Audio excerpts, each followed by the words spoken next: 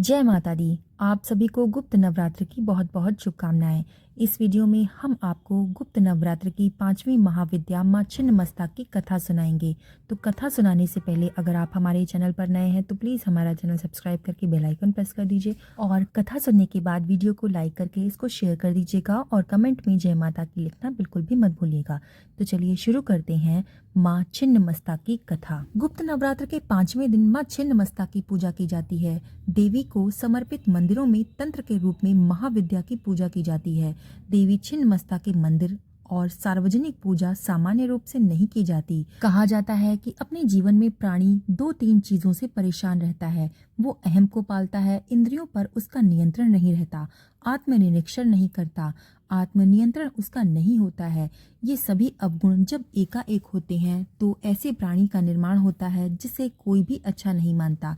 देवी का अर्थ चूंकि प्रकाश है, इसलिए गुप्त नवरात्र में 5वीं शक्ति सबसे अलग और शाश्वत संदेश लेकर आती है। तांत्रिक और भयंकारी स्वरूप के कारण इन शक्ति की पूजा गृहस्थ नहीं करते। देवी का ये स्वरूप प्रलयंकारी है, लेकिन देवी कहती हैं कि मृत्यु तो सभी की निश्चित है, जो आया है उसका अंत तय है।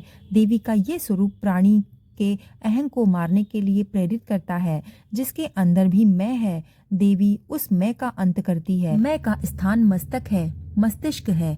इंसान सोचता है कि सबका भले ही अंत हो जाए, उसका अंत तो हो ही नहीं सकता। वो अपने कार्यों को सर्वश्रेष्ठ मानता है और अपने में ही खोया रहता है। देवी इस अहंकार को चूर चूर कर देती है।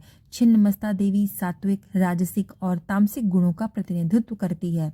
उनका ये स्वरूप प्रचंड, डरावनी, भयंकर और उग्र है। इसी तरह का स्वरूप चंडिका देवी का भी है। अंतर केवल इतना है कि चंडिका देवी की पूजा गृहस्थों के लिए वर्जित नहीं है, जबकि छिन्नमस्ता की कठिन साधना होने के कारण गृहस्थों को इसे करने के लिए नहीं कहा जाता है। छिन्नमस्ता 2 शब्दों से मिलकर बना है, छिन्न और मस्ता।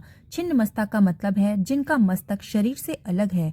छिन्नमस्ता अपने मस्तक को अपने हाथों से काटकर अपने हाथों में धारण करती हैं। छिन्नमस्ता को प्रचंड चंडिका के नाम से भी जाना जाता है। छिन्नमस्ता 10 दिशाओं में 5वें स्थान पर हैं। छिन्नमस्ता आत्मनियंत्रण की देवी हैं। इनकी पूजा करने से मृत्यु का भय नहीं रहता।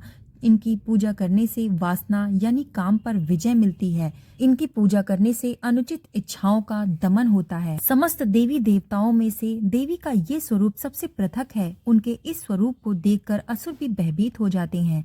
देवी ब्रह्मांड को परिवर्तित करती हैं और उसको चलायमान करती हैं।